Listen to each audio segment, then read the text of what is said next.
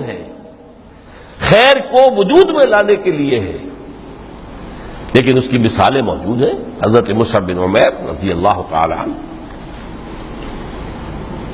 ایام جاہلیت میں کہا جاتا ہے ان کا جوڑا جو ہے شام سے تیار ہو کر آتا تھا، جیسے کبھی مشہور ہے کہ پنڈت نہرو کا بھی کپڑے سل کر آتے تھے پیرس سے۔ موتی لال نہرو کا بیٹا، اور موتی لال نہرو وہ تھا کہ وائس رائے کی پہلی کار آئی ہے ہندوستان میں تو دوسری کار موتی لال کی آئی، اس کا بیٹا، اس کے کپڑے پیرس سے سل کر آتے تھے۔ مصعب بن عمیر کے کپڑے شام سے تیار ہو کر آتے تھے، اور وہ ہمیشہ عطر میں بسے ہوئے ہوتے تھے۔ یہاں سے گزر گئے، معلوم ہوا کہ پوری گلی جو ہے وہ مہک اٹھی، معلوم ہو جائے کہ مصعب گزرا ہے یہاں سے۔ ایمان لائے محمد رسول اللہ صلی اللہ علیہ وسلم۔ باپ فوت ہو چکا تھا، اس کی چھوڑی ہوئی دولت تھی، ماں تھی، لیکن وہ خاندان کا نظام، چچا تھا سربراہ، وہ بدترین کافر۔ اس نے پہلے سمجھایا ہوگا 100 طریقے آزما کے، پھر آخری بار اس نے آزمایا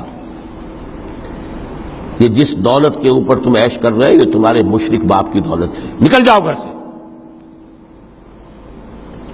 انہوں نے سمجھا تھا جیسے سورہ صافات میں آتا ہے فَأَرَادُوا بِهِ كَيْدًا فَجَعَلْنَاهُمُ الْأَسْفَلِينَ۔ انہوں نے حضرت ابراہیم کے بارے میں سمجھا تھا جب دیکھیں گے کہ آگ تیار ہو رہی ہے اور یہ اس میں مجھے ڈال دیں گے تو سب یہ نشہ حرن ہو جائے گا، یہ توحید وحید سب ہوا ہو جائے گی۔ لیکن ہوا کیا؟ بے خطر کود پڑا آتش نمرود میں عشق، عقل ہے محو تماشائے لب بامل۔ اس نے تو یہ دھمکی دی تھی کہ دن میں تارے نظر آ جائیں گے مصعب کو، ناز و نام میں پلا ہوا انسان، اسے کہہ دیا جا نکل جاؤ گھر سے۔ اٹھ کر چلنے لگے، اس کا تیش جو ہے اور اچھا یہ کپڑے بھی اسی مشرک باپ کے ہیں، اتارو ان سب کو۔ مادر ذات برہنہ ہو کر گھر سے نکلے، مادر ذات۔ پھر وہی ہے کہ جن کے نام قرائے فال بنا میں من دیوانہ زدند، کہ اے بیت عقبہ اولا ہوئی ہے، لوگوں نے کہا کہ ہمیں کوئی مقری دیجئے قرآن پڑھانے والا جو ہمیں قرآن پڑھائے۔ حضور نے فرمایا جاؤ مصعب۔ وہ مصعب وہاں جا کر مدینے میں المقری بن گئے، جا المقری، وہ آ رہا پڑھانے والا۔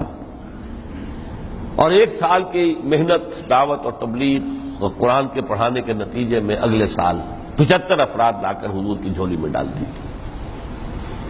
یہ مصعب ہے۔ شہادت ہوئی ہے غزوہ بدر میں۔ ایک مرتبہ اس سے پہلے کا واقعہ بھی ہے کہ حضور مسجد میں تشریف فرما تھے، سامنے سے حضرت مصعب گزرے، ایک پھٹا ہوا سے کمبل جسم کے گرد بیٹھا ہوا تھا۔ حضور کی آنکھوں میں آنسو آ گئے۔ از کجا تاب کجا، یہ دیوانہ جو ہے اللہ کا اور رسول کا اور دین کا کہاں سے کہاں پہنچا ہے۔ غزوہ احد میں علم ان کے ہاتھ میں ہے، جس ہاتھ میں علم ہے وار پڑا، کٹ گیا، دوسرے سے پکڑا، اس کو بھی کٹ گیا، پھر دونوں جتنے بچ گئے تھے حصے ان سے سنبھالا، پھر شہید ہو گئے۔ جسم پر صرف ایک چادر تھی، اوپر سے جسم ننگا تھا، صرف ستر کے لیے چادر۔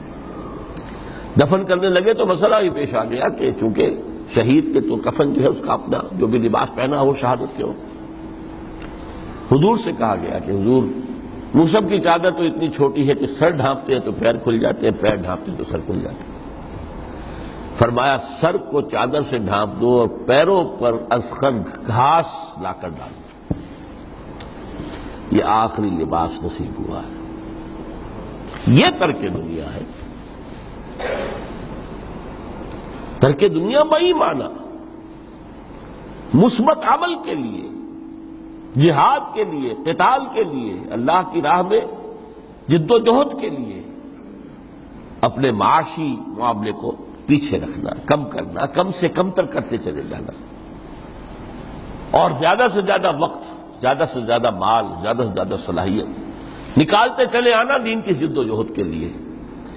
یہ ہے در حقیقت کہ جو ترک دنیا ہے پروفاؤنڈ، نتیجہ خیز، ظلم کے استحصال کے لیے، حق کا بول بالا کرنے کے لیے، عدل کے نظام کو برپا کرنے کے لیے یہ جد و جہد کی جائے۔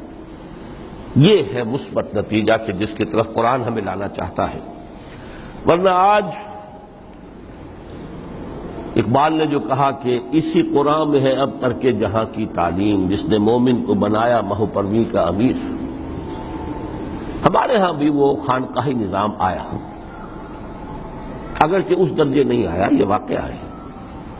کرسچین موناسٹسزم نے جس طرح کی شکل اختیار کی تھی وہ ہمارے یہاں نہیں آیا، اللہ کا فضل ہے، اللہ کا شکر ہے، لیکن آیا ضرور ہے۔